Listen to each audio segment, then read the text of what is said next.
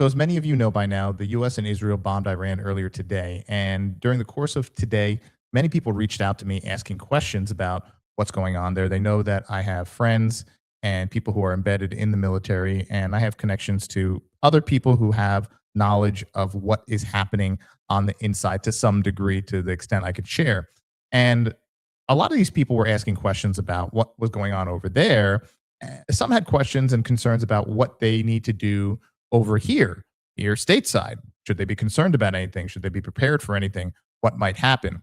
And I'll be honest, some of these people have children, they have families. And in my mind, I'm thinking to myself, well, you should already have things in place. It shouldn't take bombs dropping in another country in the Middle East for you to now have a concern for what to do, what you should have in place. Most of these, and I asked all of them, well, what's your home emergency plan with your family? And none of them, they all said, I don't have an emergency plan. Okay. What do you have in your home in the event something happens? Either you need to quickly get out of your home, or you need to be embedded in your home for 2 weeks, 3 weeks, who knows? What do you have readily available? What do you have set up? I was shocked that none of these are grown men. These people should be assets. They should have everything set up for their families to protect their wives or children, and they don't have anything. They don't have anything, and now they're concerned. So I'm just going to share a couple of quick things that I feel are important based on not only my 13 years of training in law enforcement, but over 20 years of training with some high level operators and people who are in the DC space that they've shared their knowledge with me about things like this.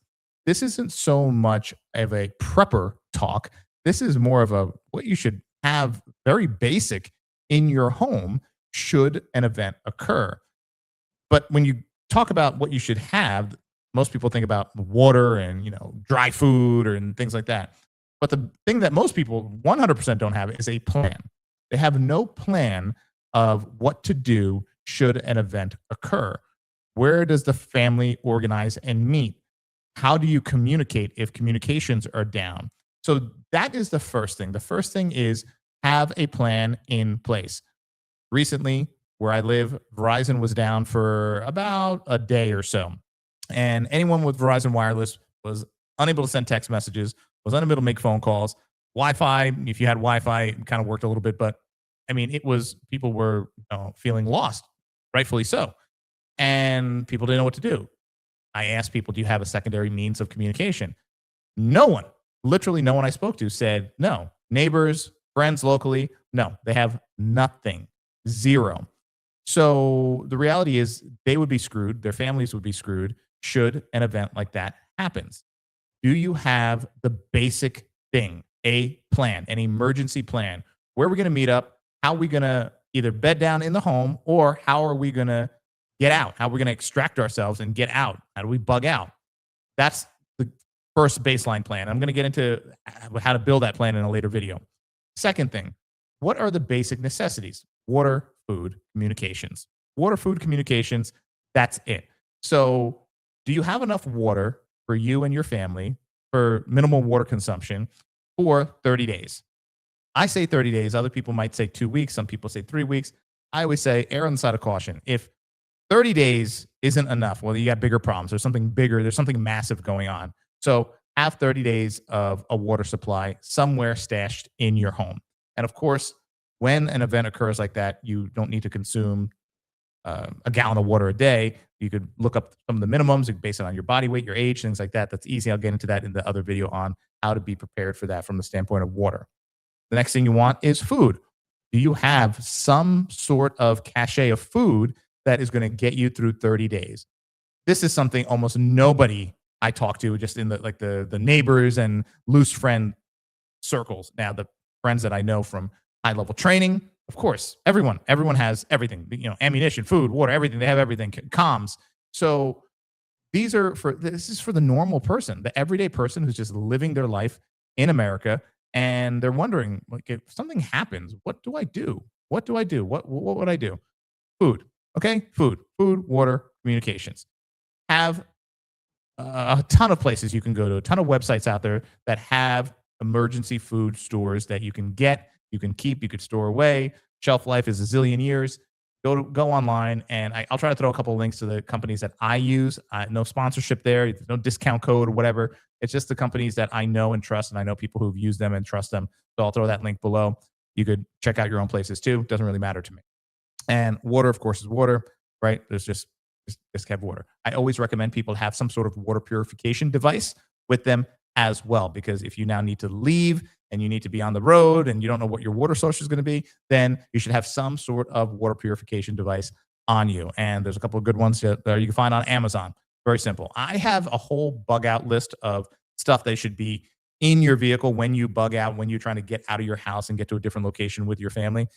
Separate video, and I'm going to put everything, all the list of stuff there. That way you know it. Once again, most of this stuff is readily available on Amazon. You can go to some other sites for it too, but Amazon is a great source for the, in when the what hits the fan. That's it. Okay. So there's that. Now, comms. A lot of people talk about, well, communications go down. How do you do? So you have to be prepared for cell phone service to be completely out. And you have to now have a means of communicating with the people that matter. I tell people, who matters most? Well, most people want to somehow be able to get in touch with their family. So if your parents are around, you want to be able to get in touch with your parents. If your spouse might be out and about and something goes out wrong, you want to be able to get in touch with your spouse. And of course, if your children are of age and they're out and about outside the home, you want to be able to get in touch with your children. 1,000%, that those are the very basics. After that, you want to make sure you have some sort of means of communications with your network, meaning the people that you're going to tie in with, whether it's you're going to go to their home, you're going to go to their compound, you're going to go to their property, and a couple of families are going to come together, whatever that might look like. Everyone should have some sort of plan like that. I know I have a plan like that. And there's people in my network that I've already had discussions with this about who's bringing what from the sense of water, food, ammunition, things like that. Very, very basic. You don't want to be in a situation when the what hits the fan, and now you're wondering, well, my cell phone doesn't work.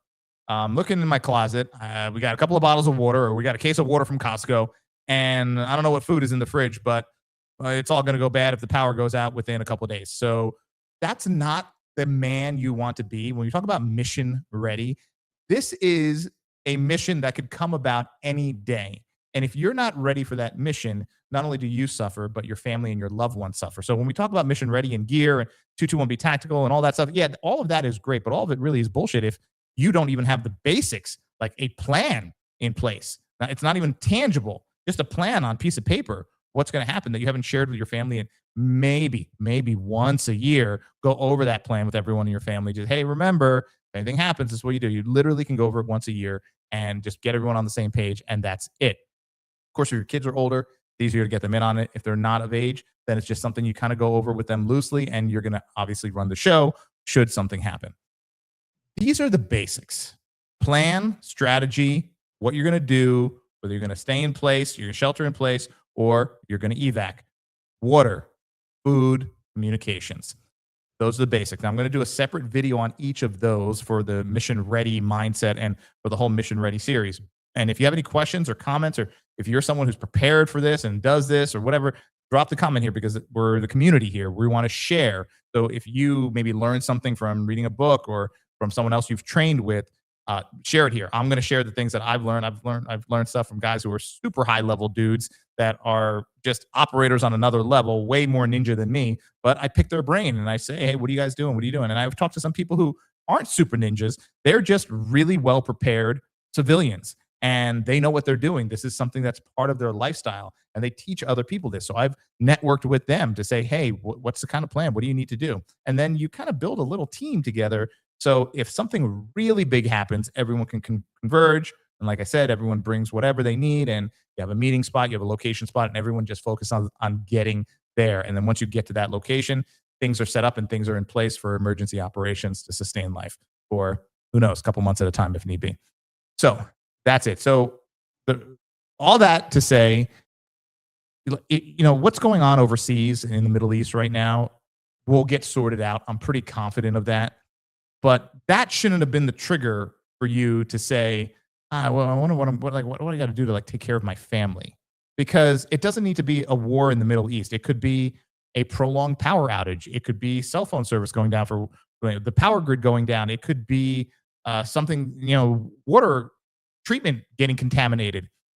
You don't know. You have no idea. It could be a cyber attack. You have no idea. So forget about the war in Iran. Worry about your own home. Get your own house in order. If you want to be mission ready, that means mission ready not only for what you do at work, if you're on the job, you're an operator, whatever. It's also what kind of man are you at home?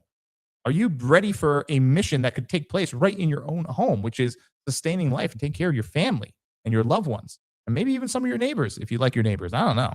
So that is something that's it's all so important for the whole mission ready mindset and mission ready lifestyle. So, like I said, if you have any questions, drop them below. I hope this brought some value to you that you could maybe spark some thinking for you to say, okay, man, I really don't have a plan in place. I haven't spoken to my wife or my kids about this.